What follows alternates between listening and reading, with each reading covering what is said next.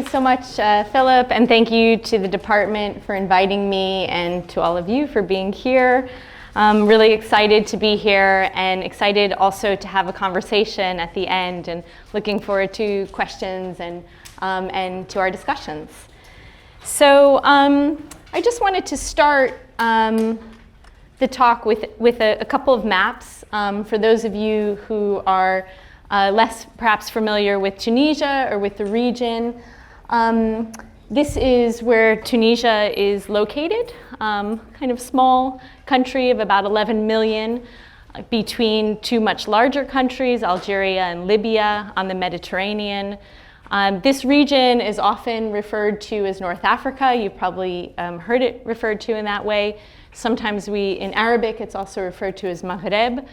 The regional designation is somewhat arbitrary in the sense that there is some sort of geographical and physical justification for it in the sense that you have the Sahel, which is a desert area that sort of divides this region from the rest of the African continent, but it also goes through many of these countries that are described as North Africa, making the distinction somewhat arbitrary. And in my work, I've been interested in looking at the historical roots of this division. And I think there's a colonial dimension to it. It goes back to the colonial era, and in particular, a sort of racialized demarcation of the region and trying to separate it from other parts of the African continent as a way of alienating the region because of the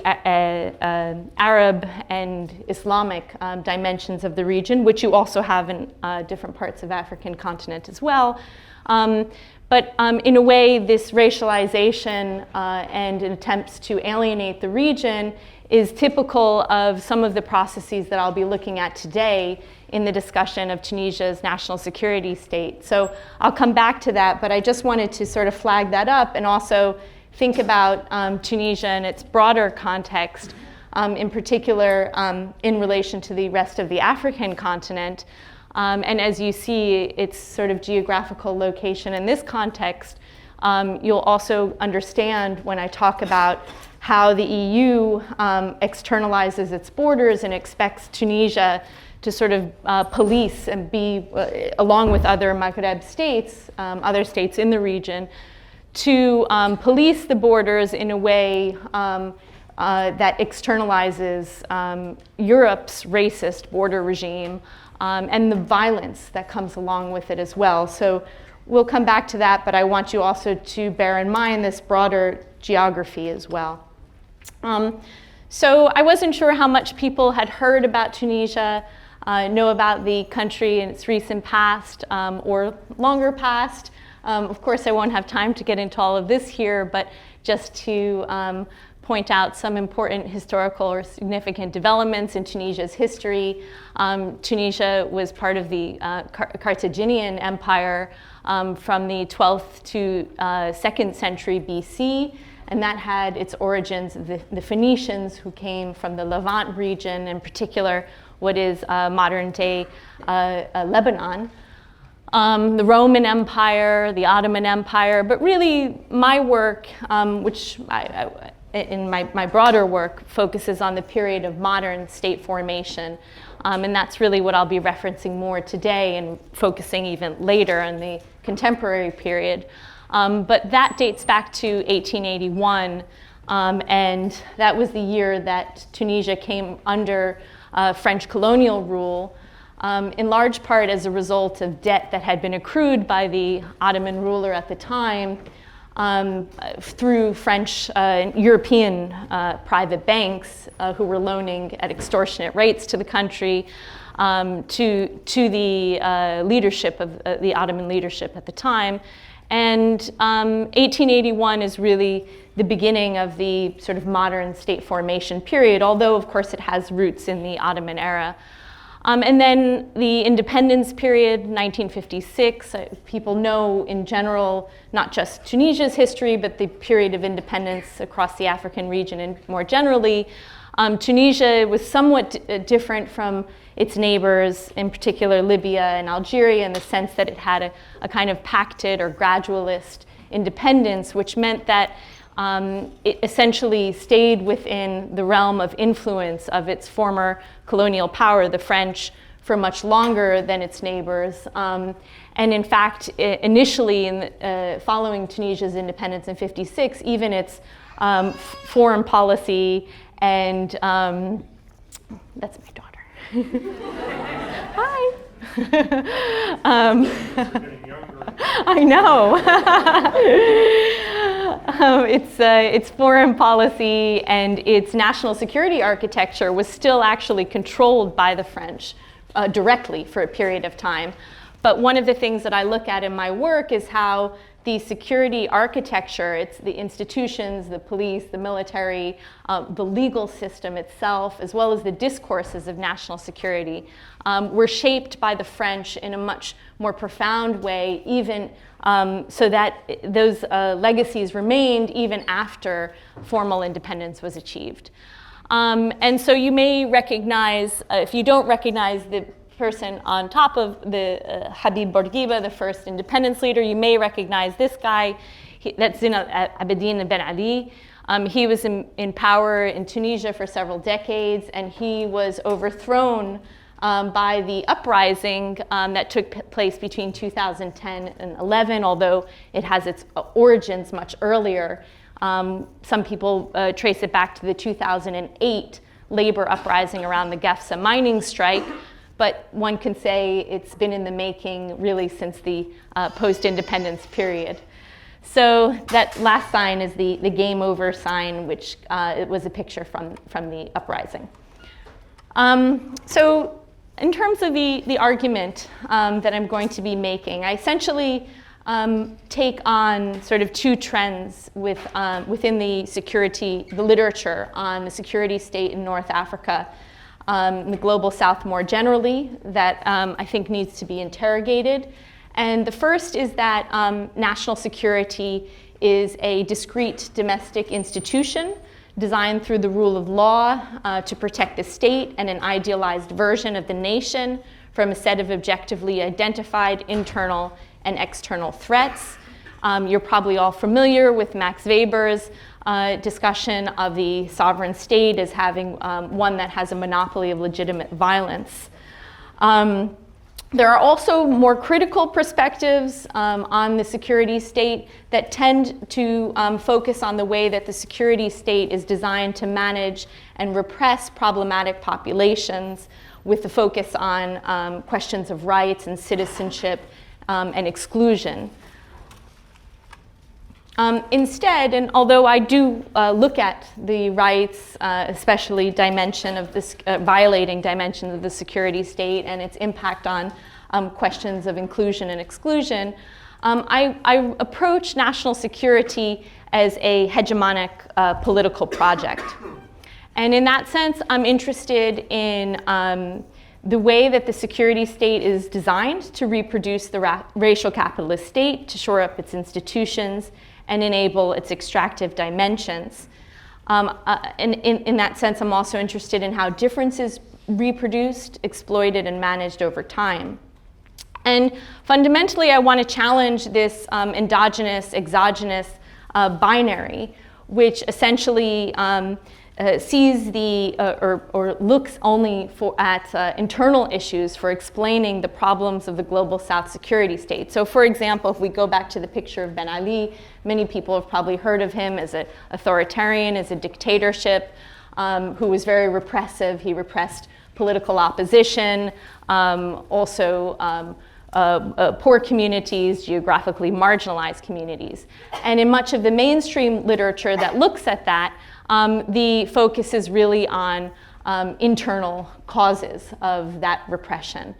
Instead, and there is a growing body of critical literature that looks at these national security state in the global South as linked to and really enabled by processes beyond its borders. And in that sense, I'm looking at how we can challenge that exogenous endogenous binary that really views the global South state as deficient and in need of different forms of intervention. The transnational approach, which I adhere to, exposes the entanglements of national security apparatuses. It views the ostensible domestic nature of national security as an effect of imperial power rather than a reflection of reality. And also, and if people had a chance to read, I think there were two readings that I suggested for this class. One was the piece by Gilmore and Gilmore on organized abandonment and broken windows policing. And in that piece, they also stress the importance of agency. So not just looking at the security state, and we'll go through that chapter in a moment, but also thinking about, and this has also informed my own work, not just the repressive dimensions of the security state, but also how the security state and the forms of power and repression that come along with it also engender different forms and dialectical relation with it, different forms of resistance. So Gilmore talks about, says at the same time, non-elites are never passive pawns. Ordinary people, immutable diversity, figure out how to stretch or diminish social and spatial forms to create room for their lives, including building states to safeguard and more universally advance the general good. And I'll come back to this later on in the talk. So here I just wanted to sort of introduce some of the theories, concepts, and approaches that I use in this particular work and that are drawn from the two readings, the Gilmore and Gilmore reading, as well as Walter Rodney's How Europe Underdeveloped Africa. So first, this concept of permanent crisis and organized abandonment. And here this comes from Gilmore and Gilmore's piece. Chapter, thinking about how the impact and aim really of neoliberalism's dismantling of the developmentalist state's capacities are really geared towards the redistribution of wealth upwards and outwards. And they talk about it initially in the context of the US, so before moving on to the sort of developmentalist or global South state. In the US context, of course, neoliberalism arises as a really attack on the welfare state, on what they refer to as the social wage, the programs that emerged in the context of the New Deal and Keynesian, the Keynesian approach really to the economy as a kind of class compromise from that the New Deal era. But of course, with the neoliberal policies, the rolling back of the state, the dismantling of the welfare state, what you have, what they argue is that there's a reallocation of racial capitalism's accumulation crisis by taking resources from institutions, programs, streets, households, and lives, throwing all into permanent crisis. And in that context, crisis is seen as as organized abandonment's condition of existence and its inherent vice. And I think it's important, and when I come back in a moment to the context of the global South state, which in many ways reflects these transformations taking place in, say, the US context and global North context, is thinking about the restructuring of the state, not just as a sort of rolling back of the welfare state or dismantling of the welfare state, not just as a sort of diminishment of the power of the state, but rather it's organized abandonment, it's restructuring. So in other words, it's not that although the argument or the justification for neoliberalism is cutting back and spending, social spending from the state, cutting back the budget, balancing the budget, these are the discourses we hear.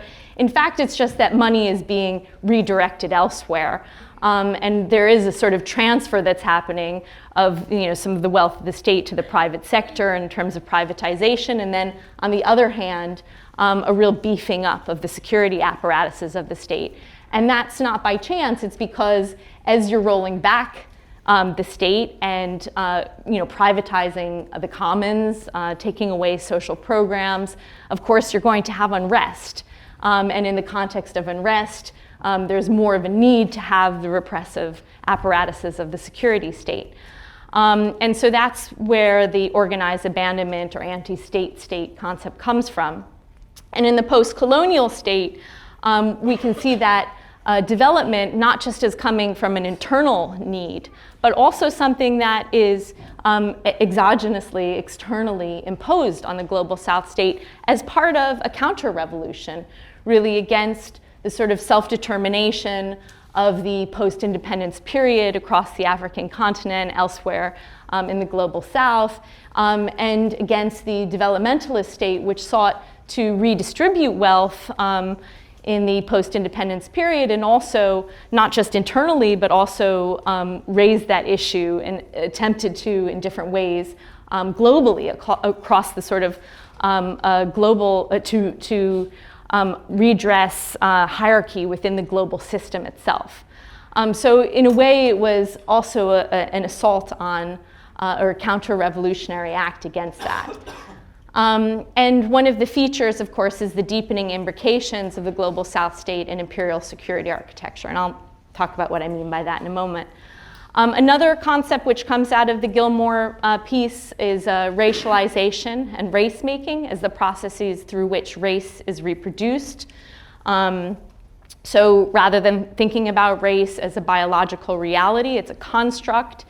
Ruth Wilson Gilmore's definition of racism as group differentiated exploitation and vulnerability to premature death. And also borrowing from people like W.E.B. Du Bois and Cedric Robinson, thinking about race again as a construct and connected to extraction of surplus value and the naturalization and legitimization of these processes.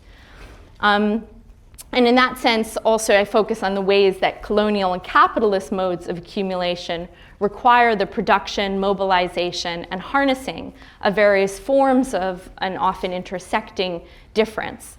And in the context of Tunisia, what I'm looking at, that includes class, geographic location, gender, political, and social identity. And then finally, from the Gilmore piece, the notion of organized violence, which Gilmore talks about as central to the reproduction of racial capitalism and to the forms of accumulation it enables within and across borders. So we can think about it as a continuum, a broader continuum of organized violence that includes everything from police and prisons, national guards, militaries, navies, border security architectures, all of which are designed to contain, she says, exclusion, abandonment, and change, using forms of speech, including killing, violence in this sense, and this is my words, as a text or speech act, to make the message crystal clear. So how are these differential vulnerabilities produced and managed through organized violence, not just within borders in terms of geographies of exploitation, dispossession, and exclusion, but also across borders in terms of reinforcing a racialized hierarchy within the global system.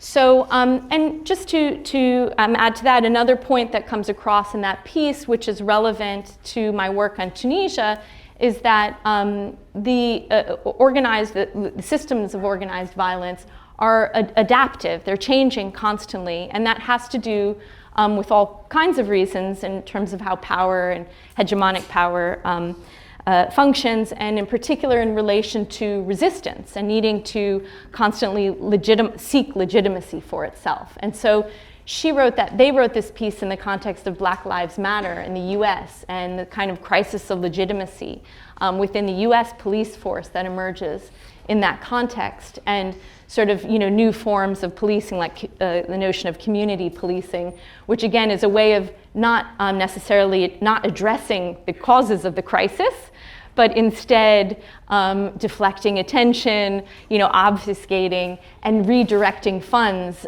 to other initiatives that actually extend the operations of the police. And there's a very similar dynamic in the Tunisian context, because of course in the aftermath of the uprising, in the Tunisian uprising in 2010 to 11, one of the main focuses of the uprising was the repressive security apparatuses of the police. didn't really, not much of the Western coverage of the uprisings focused on this dimension, but many police stations, for example, and even prisons were attacked and burned down in Tunisia in the context of the uprising. So there was an abolitionist dimension to the uprising and a real need for the security state, for the apparatuses of the security state to to justify themselves, to regain legitimacy, to gain legitimacy in the context of the uprisings. So a lot of what I talk about here is in that context. And then finally, Walter Rodney, a notion of relational and unequal development, underdevelopment, thinking about development and underdevelopment as connected processes. For people who have taken IR courses and learned about world systems theory or dependency theory, Walter Rodney was very much within that domain. And he's sort of dealing with this paradox that you have many parts of the world that are naturally rich but are actually poor, and then parts that are not so well off in wealth of soil or subsoil, he says, are enjoying the highest standards of living.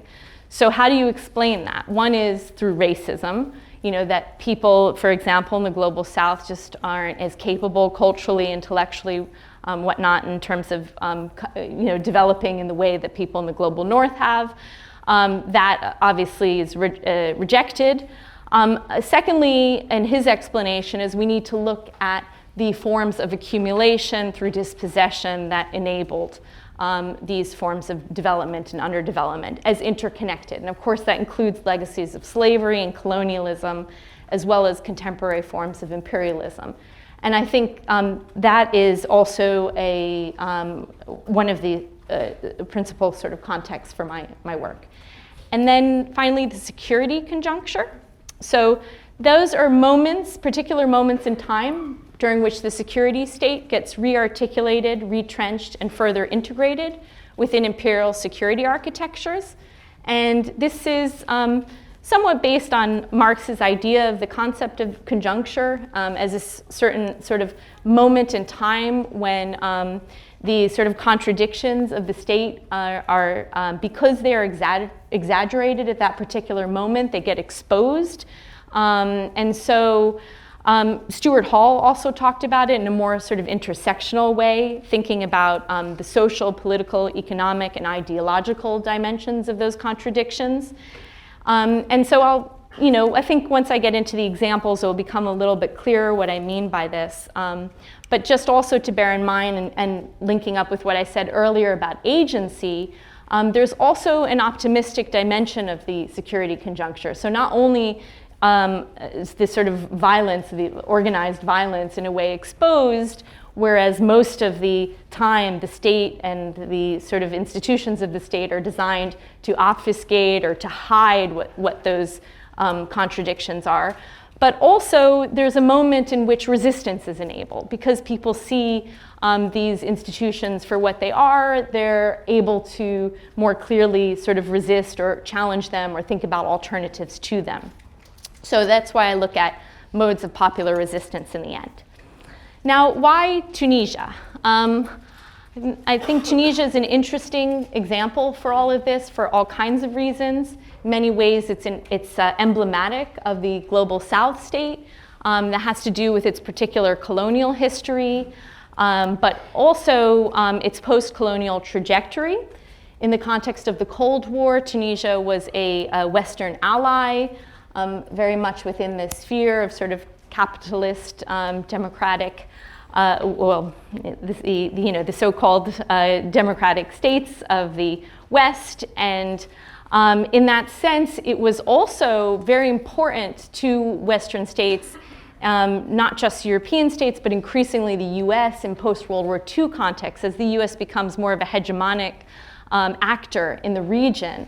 The US becomes more interested in Tunisia, not just as a sort of security ally, and in particular in light of what it deemed to be its more radical neighbors like Algeria and Libya, but also to maintain Tunisia as a captured market, as a place for speculative investment, as a place to extract natural resources and surplus labor, to exploit labor.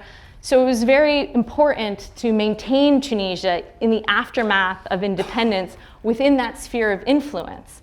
Now Tunisia becomes more and more sort of integrated within the global Western-dominated capitalist infrastructure in the context of the war on terror, and in particular closer to the United States. Really, the US was providing arms and training and loans and all kinds of sort of defense and security related material to Tunisia from the independence period onward, and even before that to France in the colonial context and through NATO. But it becomes an increasingly important player in Tunisia in the context of the war on terror. And of course, Ben Ali is one of the first leaders of the region to declare his support for the US-led war on terror. And that then leads to not only kind of military cooperation, but also all kinds of security forms of cooperation, and including sort of police trainings, more involvement in carceral contexts as well, and intelligence sharing.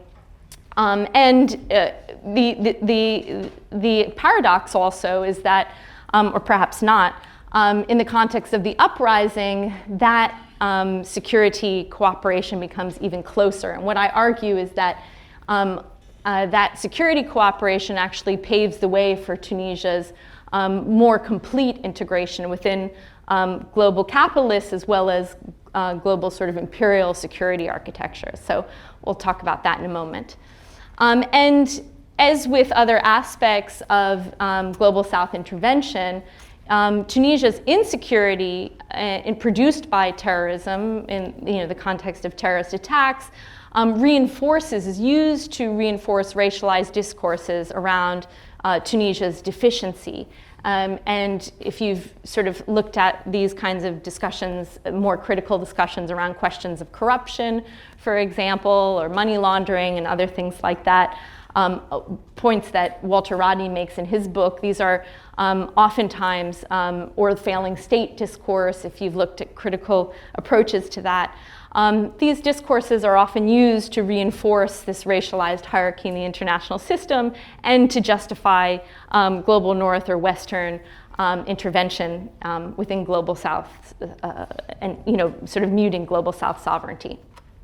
Okay, so the particular security conjuncture here that I'm looking at is that really I put 2015 to 19 because that's when you had the attacks on the Bardo Museum and Sousse Beach resort attacks. But we can really also expand it to the period following the Tunisian uprising of 2010 to 11. But these particular attacks were highly mediatized. They received a lot of attention, especially in the West, because of the targets, who were largely Europeans. And essentially, in this, my work and in the context of this talk, I'm not going to try and sort of explain why they happened or who was behind them. It's really, I'm thinking about the work that these types of attacks at terrorism in general and the response to terrorism does in terms of reinforcing, retrenching, rearticulating the security state.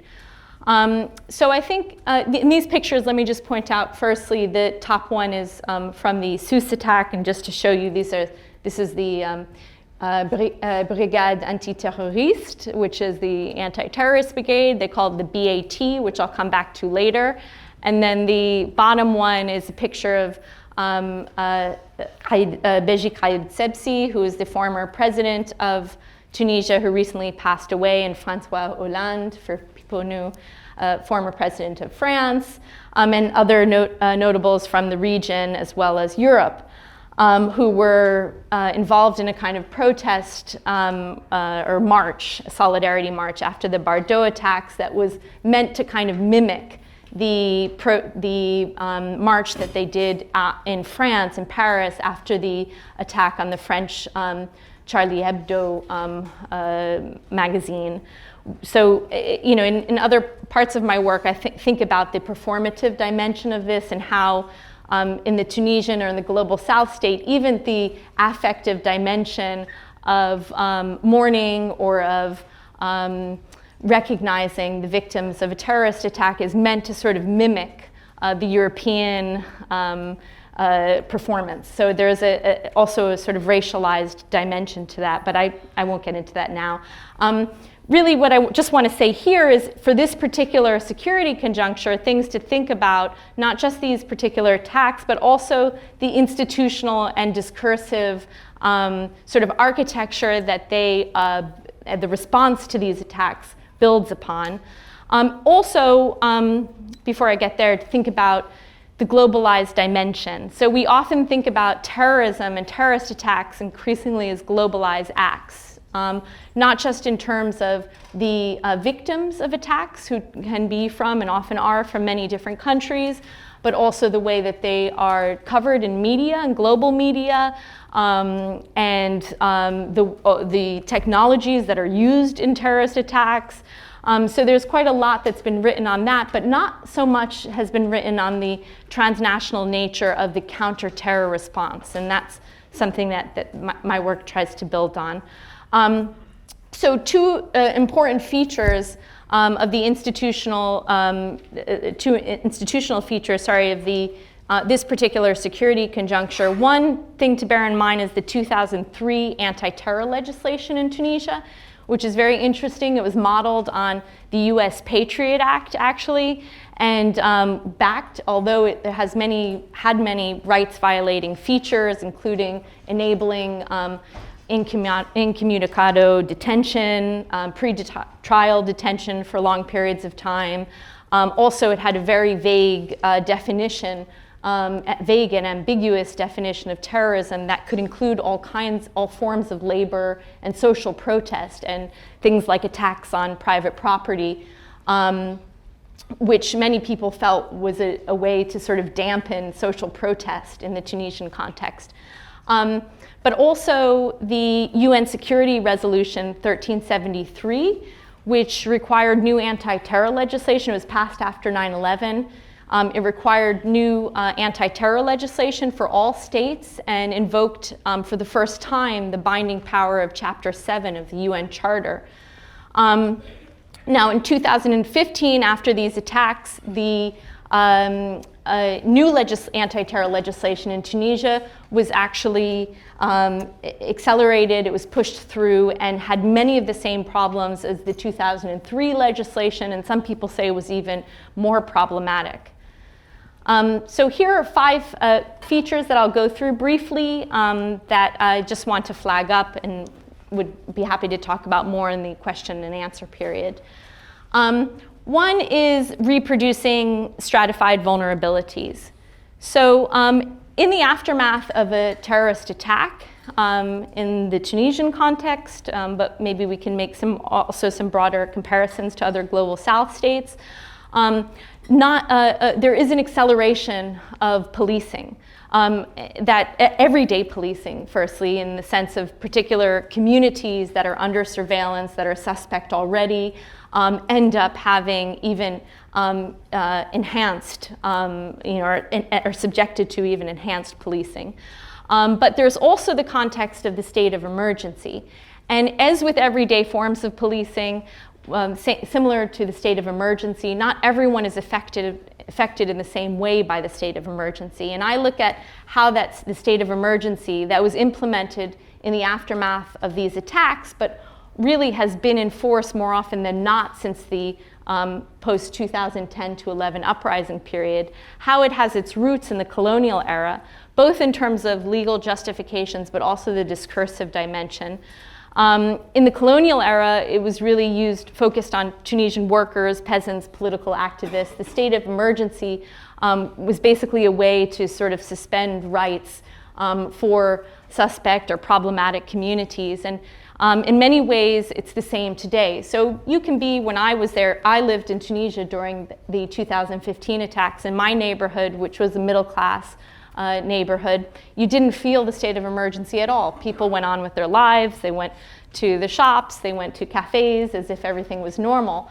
But if you went a couple of towns down, which was a working class, to Haq al-Wed, for example, which is a working class neighborhood, a poor neighborhood really, you would see that there were police barricades, people were having raids in their houses, people were being arrested on the street.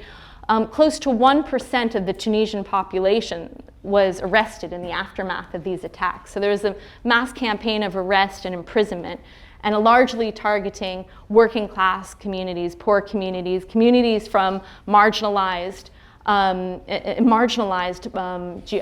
geographical regions of Tunisia, which are largely the south, the borderlands with Algeria and Libya, as well as the center and center-west of the country. So it reinforces the counter-terror response, reinforces historically spatialized inequalities and geographies of inequality. Of course, the places that are protected by these often very violent forms of counter-terror response are the capital, the northern cities, the coastal cities, the sites of wealth and investment. The other sites that become the militarized zones, the zones of surveillance, the areas that are policed, are the sites of extraction, sites of poverty, policing, militarization, and vulnerable communities that are already vulnerable, who become more vulnerable. And what I look at is how that vulnerability translates into exploitation of labor as well. And those communities are also sort of targeted by programs like the S-17, which essentially targets people who are considered out of place, excessive movements. Again, young men, largely poor, largely coming from the south, whose movements are restricted. I just want to show you this because I think this is pretty stark. These are the areas, this is just a map of poverty rates in Tunisia, and you can see here, you can see that the south and the center and the southwest are areas where you have some of the highest concentrations of poverty. This is unemployment map as well. You sort of see a similar map. A similar geography. Now this is from the US Embassy regarding areas where Americans are advised not to travel, and zones sort of seen as ungovernable spaces or zones of threat, which maps on almost completely to those zones of poverty and unemployment. Another aspect is the deeper imbrications within the imperial security architecture and debt colonialism, which are enhanced in times of counter-terror response. The security conjuncture is used as a pretext, I argue, to draw Tunisia into new alliances and agreements. They deepen Tunisia's imbrications within imperial security architecture and global circuits of capitalist circuits of trade and finance. As with other partnerships, if you think about the unequal sort of trade agreements that global South states are often forced into signing, in Tunisia right now, they're in the process of signing one of these deepening free trade agreements with the EU. These are always based on unequal partnerships. So it's not, when we talk about partnership, I always put it in quotation marks because generally when you think of a partnership, you think about two equal sides. These are two very unequal sides. One, superpower, the other a developing or, in Walter Rodney's sense, underdeveloped state. And so we have to question what we mean by partnership here. It also contributes to the depoliticization and denationalization of both economic and security concerns, and facilitates the integration of regional states into militarized political and economic order that's made stable for the safe movement of capital, but not of non-European, non-white bodies. So this is just a couple of photos again. The photo on the top is senior military officials from the US and Tunisia signing the annual strategic bilateral agreement between the two countries. The second is the picture on the bottom left is actually from Wyoming. It's a base called Camp Guernsey, which is a training area in Wyoming, and this is a surface-to-air missile that's being tested. This is American and Tunisian soldiers. And on the right is a Tunisian military aviation crew with a C-130 Hercules And this is part of a mission that Tunisia, and this is one of the features of the current security conjuncture, is that Tunisia has sort of been one of the countries drawn into the outsourcing of UN interventions in the region in the context of the peacekeeping mission in Mali. Tunisia also, after these attacks, became a non-NATO member ally, which requires enhanced intelligence sharing and different forms of military training cooperation, including coastal monitoring system. Oh, and probably most dramatically, and having the greatest impact in terms of resistance in Tunisia has been the actual placing of U.S. troops on Tunisian soil. And this is in a country, post-independent country, that is very, of course, the majority of the population are very protective of the state's sovereignty. It's come as a shock to know that there are dozens of American soldiers operating on Tunisian territory under the auspices of AFRICOM, and engaged actually in various counterterror missions on Tunisian soil. And with the sort of increased spending that comes along with the particular post-attack security conjuncture, there's of course more debt that is accrued. And with more debt, there is more vulnerability of Tunisia as a global South state within the international system, more vulnerability to other forms of intervention. So it's kind of difficult to say no then to a deepening free trade agreement with Europe if you're more indebted because you've had to spend billions of dollars on beefing up your security architecture as a result of these partnerships that come out of the security conjuncture. So Tunisia's combined budget for interior and defense now is $2 billion, which is close to 14% of their state budget.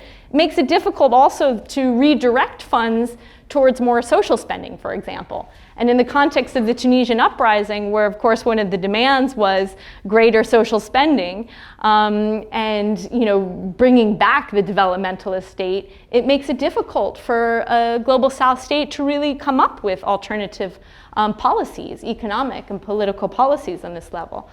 So, and of course, it also subsidizes private security, military-industrial complex in the US. The US companies control 63% of the Tunisian security military market. So that's another dimension of this conjuncture. Okay, I'm going to move forward because I see we're getting close to 5:50, and I know Phil's going to raise his hand soon and tell me to finish up. So just very quickly, the border making, border violence, you can just see, I'll just describe these pictures.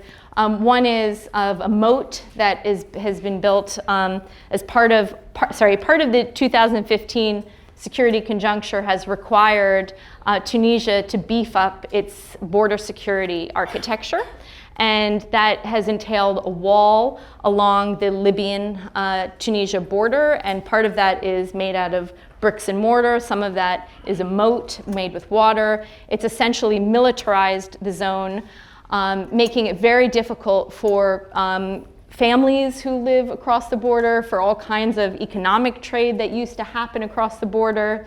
It also has really, again, as I said before, it's sort of forcing Tunisia to become Europe's policeman of the region.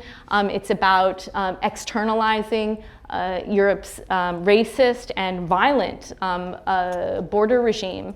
And so I sort of argue how Tunisia's border making entails a triple racialization of its internal and external others, as well as the state's own racialization vis-a-vis the color line, global color line.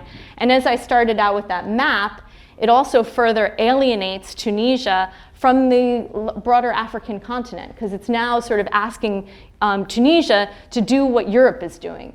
And in that sense, to be a sort of, a police force, a racist police force for the region in terms of controlling the flow of people.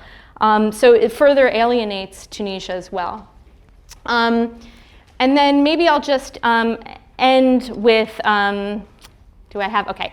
You got 5 minutes. 5 minutes, okay. So there is the financial dimension, but I won't get into it. It's about money laundering. I'll come back to that maybe in the question and answer. But I really want to end with this, which is about resistance. Because as I said, there's also agency here. In many ways, the uprising itself, as I started out with, was a form of resistance to the security state, to Tunisia's security state. And today, and since the uprising, it's continued, it of course predates the uprising, these forms of resistance are still ongoing. And because there's an important labor dimension to the security conjuncture, I talked about before stratified vulnerabilities and how already vulnerable communities are made more vulnerable in the context of the counter-terror response, and therefore their labor can be exploited, natural resources further extracted.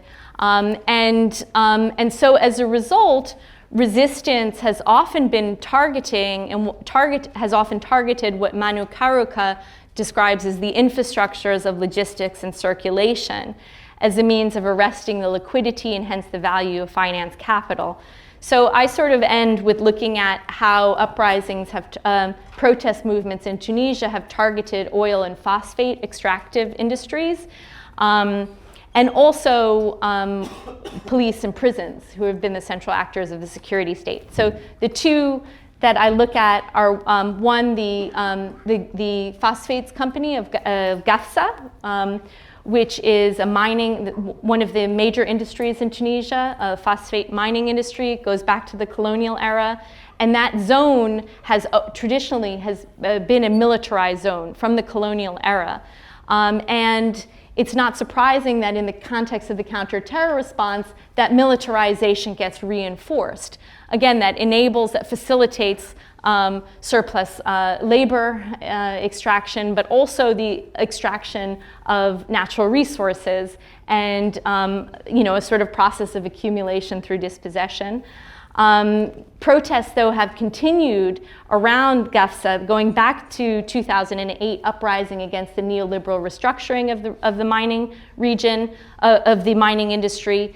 And post-dating the uprising, I have a couple of pictures here where one of the ways the resistance is demonstrated is through shutting down the modes of transportation of the phosphates. So shutting down the railways so that the phosphates can't be sort of taken from, transported from Gafsa to the port cities, which I mentioned earlier, which are generally the areas of investment, the wealthier cities of Tunisia where the accumulation has occurred. So they're blocking that from happening. So there's obviously an acknowledgement of the geographies of inequality. And then Kamur, which is a place, a city that, an area where you have oil, some of the largest oil companies operating. And it's also a military zone, again, and that gets reinforced in the counter-terror security conjuncture. A site of several foreign-owned and natural oil and natural gas extraction sites, and they had a massive sit-in that happened around the oil pipelines for several months in 2017, which was heavily policed and repressed, and the protesters were accused of being terrorists at different points in time by different political actors. And that sort of paved the way for a militarization of the response to the protest movement, and also an example of how there's often that intersection between the discourse around terrorism and the security apparatuses and practices that are used to repress terrorism, how they can very easily be transferred to repressing political protest. So yeah, that's I'll end with that, and I'm really excited to hear questions and happy to expand.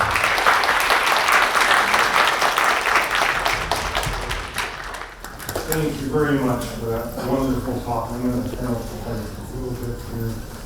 And I see I've got one hand over here already.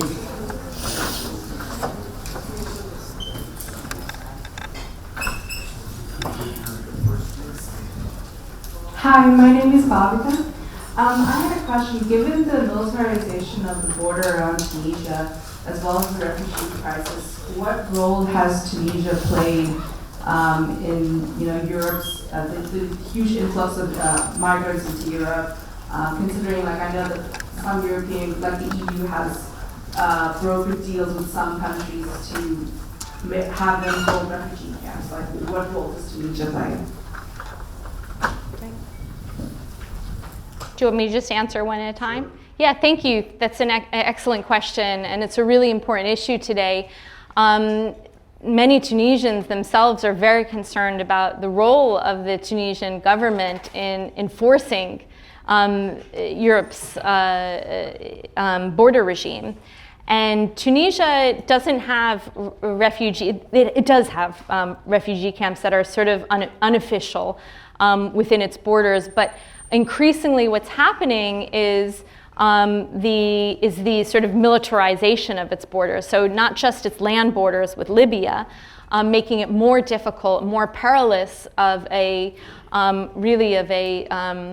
trajectory for migrants who are coming through from different parts of Africa and traditionally have used Tunisia as a springboard, as a way to get to Europe. So that journey is more perilous, and now they're also militarizing the sea borders, and that's in conjunction with cooperation with the U.S. government, U.S. Navy as well. And I believe, although I'm not positive, but I believe it's under the auspices of AFRICOM. So what we've seen over the last several years is the increasing number of migrants who have died in the Mediterranean Sea. And so when we talk about border violence, it's not a metaphor. It's real, and people's lives are being lost as a result, and these really horrible, atrocious paths that people have to take. And thinking, of course, also in the context that people are fleeing economic, political, climate, ecological devastation in their countries, that European states, the US, global north states themselves are often responsible for creating. So Tunisia is one of the states of the North African states that has been recruited to act as a sort of police man for Europe, to police its borders so that migrants don't make it to Europe, but they're supposed to be stopped first within the African continent. But what does it really mean? People who want to go are going to go. It just means that it's going to be a much more dangerous route. So there actually has been in Zarzis, a fishing town, which is really interesting on the coast of Tunisia, there's a group of fishermen who have actively sought out boats in distress and have tried to rescue people and have collected the bodies of people who have unfortunately perished at sea and tried to and bury them, and sort of keeping a public record so that people can come and search for their family members. And that's just one of the sort of grassroots sort of civil society attempts to deal with this issue. But there's an increasing exasperation, recognition among the population that this is something horrible that Tunisians are being sort of forced into. Of course, there is a political will there on the part of the government that's not forced at gunpoint, but I talked about some of the ways that Tunisia's vulnerability makes it very difficult to say no to these kinds of agreements. So, sorry, I hope that answers, but thanks. It's a great question. Okay, this is where we do the game show part, and I pick a random person from the audience. And I try to pick one of the people that are not making like no. Question over here. Thanks, Corinna, for a great talk. I have two questions. One, I think you've given us a really convincing explanation for the need to take seriously the transnational constitution of the security state, not to look just to internal dynamics. So given that, I'm wondering how you understand the nature of imperialism today. Is it something that is in continuity with prior forms of imperialism 50 years ago, 100 years ago?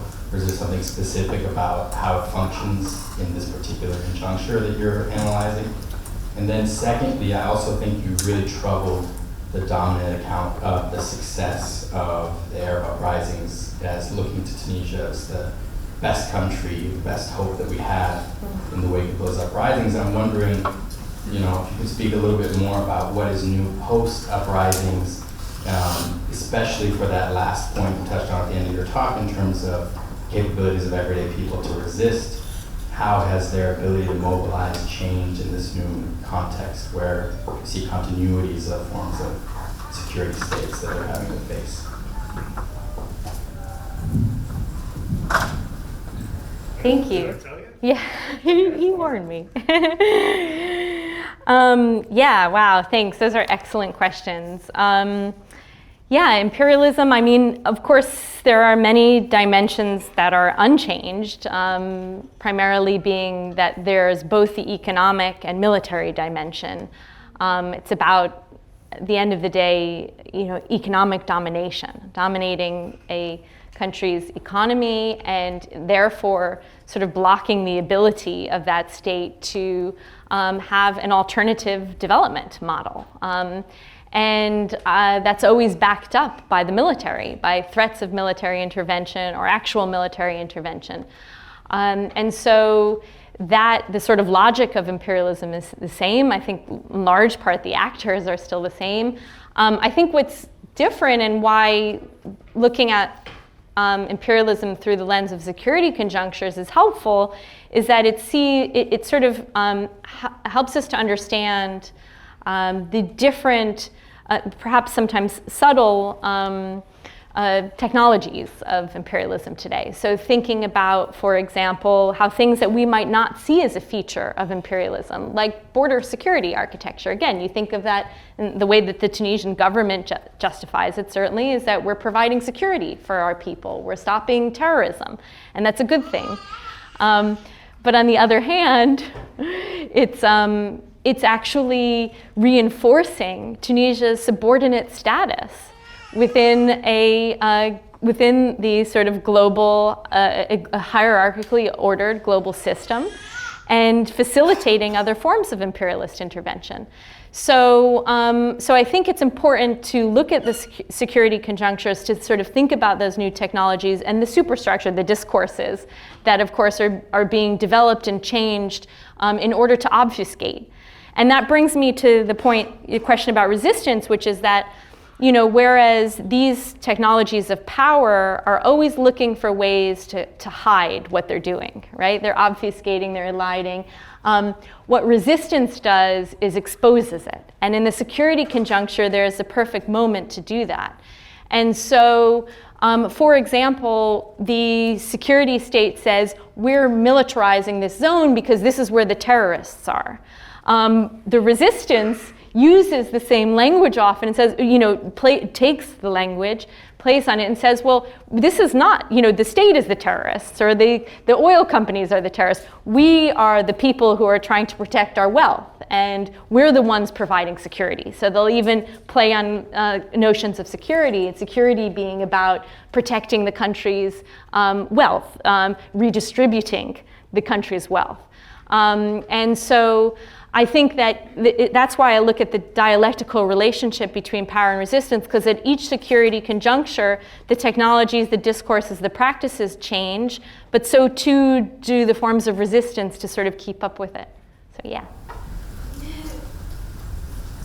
Okay, snap quiz. Who can give me a definition of imbrication? Oh. Interleaving, overlapping, imbrication. Come on, people. Hi, my name is Elizabeth. I guess going off this question about resistance, given that you mentioned in your presentation that there's, I think you said 14% of the budget is now spent on militarization, do you see another revolution happening from the people eventually?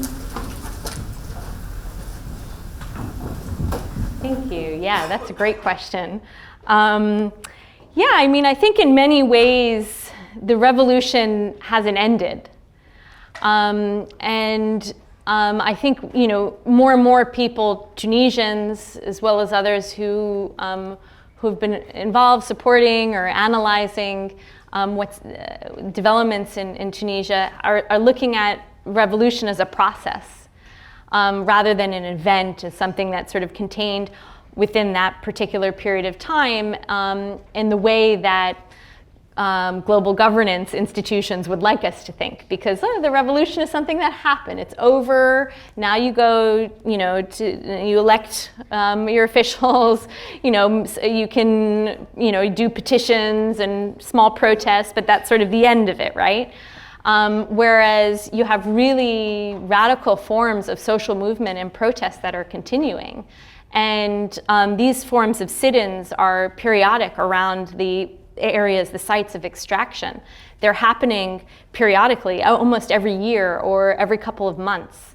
And when there was last year an attempt, or at the beginning of negotiations around deepening free trade agreement with the EU, there were massive protests as well that took place. And not just protests, but also labor strikes, sit-ins, occupations of public space. So something much more than just contestation, but a kind of more prolonged social movement.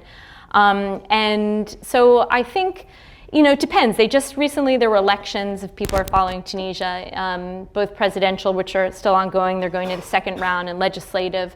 And it will be interesting to see what happens, because there are two real, a couple of serious points of contention, areas of contention. One being what I mentioned, the ALECA agreement. If the current government goes ahead with that and pushes that through, which will further liberalize Tunisia's economy, especially liberalizing the agricultural sector, which will have a huge impact on small farmers. And there's a lot of contestation around that by peasant movement, food sovereignty organizations. If that is passed, I think there'll be much more sustained political action. But as I said, it's ongoing around extractive industries, around labor, rising levels of unemployment, the question of spending, social spending, because there's a real organized abandonment that's continuing. So I think the revolution hasn't ended. I think it can become again reactivated very quickly.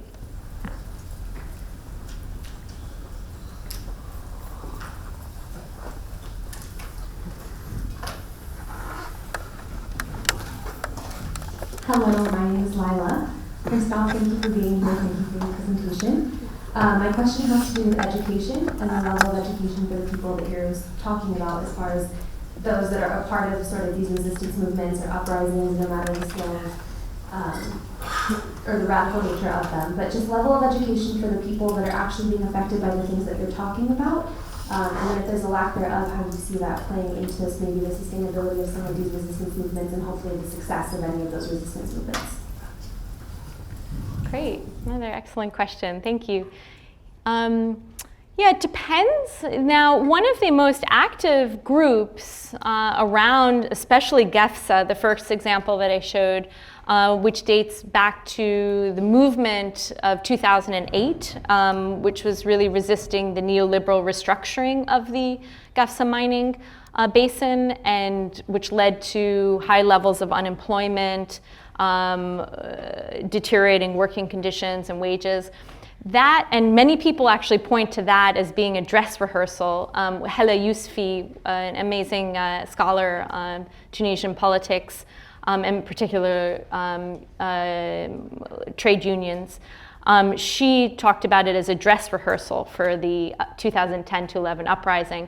And the group that really was one of the main groups organizing that still is today is the UDC, which is the Union of Unemployed Graduates. So actually people who have graduated from college and who are unemployed because of the deteriorating economic situation. And there are lots of reasons for it. It has also to do with the restructuring of the university system that occurred in the 90s and 2000s. And there's also another level of international imperialist intervention in the sense of international financial institutions sort of reshaping Tunisia's higher education system to make it more sort of business friendly, or to train students to work in jobs that would suit really foreign capital And so these activists have really sort of made connections, not just between struggles within the university, but also struggles outside.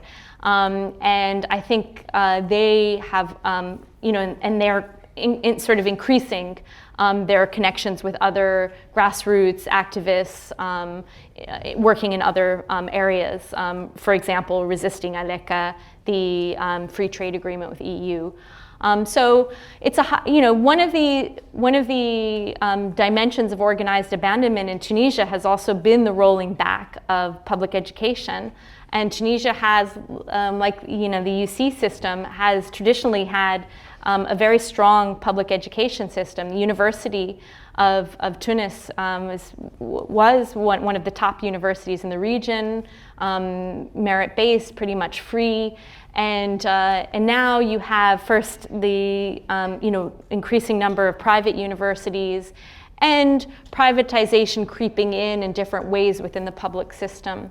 So yeah, there are there's a lot of organizing happening within the university, and then the issue of students, once they're out of the university and can't find jobs, sort of making connections between their own conditions and the sort of broader political and economic context of Tunisia's subordinate status within the international system, with the disproportionate spending on security apparatuses of the state, with the role of international financial institutions. So I think there's a lot of hope there, yeah, that these connections are being made, yeah. Hi, my name's Justin. Yeah, that was a great lecture. My question for you is, with the Human Development Index continuing to rise in Tunisia over the last 50 years, will we see companies or governments, I should say, like China or America, invest into the public sector or the private sector in Tunisia and stimulate the economy for possible trade and economic growth in Tunisia and for us, like a symbiotic relationship type thing? Yeah, I think I'm a little bit skeptical of discussions around foreign investment. Actually, one of the things that Walter Rodney talks about in this chapter is how foreign investment in global South context generally means benefit for the foreign investors and not much for the economies or the populations of the places where they're supposedly doing the investing. In fact, currency, some people make the argument that it's good for sort of accumulating foreign currency, but in fact, most of that ends up leaving the country as quickly as it enters and doesn't really contribute to the economy, and the kinds of jobs that are produced in that context tend to be low skilled, low paid, and not the kinds of jobs, for example, that these young student graduates are looking for. Doesn't meet their aspirations or their needs. So I think that there is again, it depends on who you're talking to. Certainly there are some people who would say that's what's needed, and there's a whole discourse around increasing foreign direct investment in Tunisia. And it's very difficult for people to think outside of that because it's become the kind of hegemonic discourse. But I think what I'm trying to show with these popular movements is also there is a grassroots sort of, a push to really rethink what development is. Not just in terms of growth levels, because if we go back to the Ben Ali era, for example, the World Bank, in fact, on the eve of the uprising, 2010-11 uprising, the World Bank wrote a glowing report about Tunisia's growth rates. But of course that masked something much more fundamental underneath, and that was in the dark side of that growth was growing levels of inequality and poverty. And so people are really rethinking what growth means in that context, not just from the overall benefit, of the entire population, not just a small percentage of it, thinking about redistribution of wealth and where the wealth comes from. The poorest parts of the country are really where the wealth is extracted from and where the investment is sort of increasing its profits. but also to think about the ecological dimensions, because Tunisia is also, parts of Tunisia are very arid and getting increasingly so as a result of climate devastation. And so the kinds of colonial capitalist models of development are not really suitable for future of sustained and equitable growth. So yeah, so I think that those are being challenged, those models. Yeah, sorry. Yeah, here, for the ratings you mentioned for like the development country and developed country of the developing countries and also the past developments.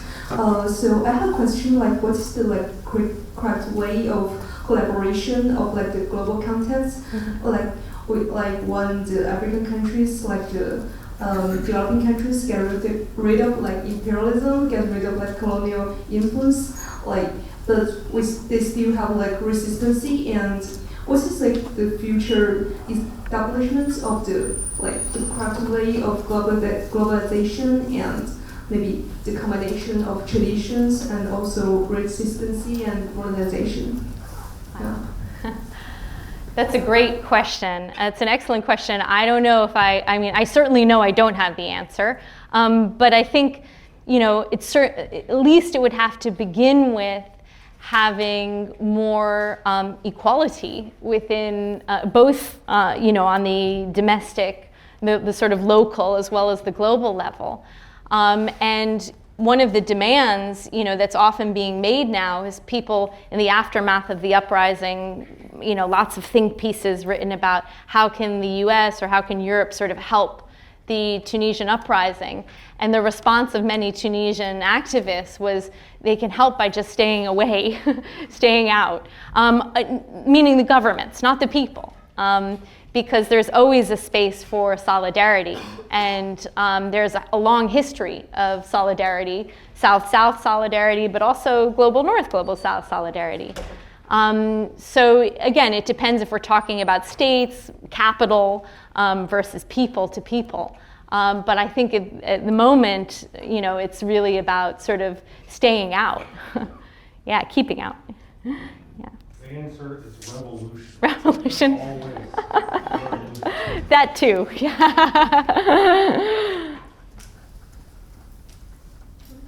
Any other questions? All right, let's thank Thank our you. guests.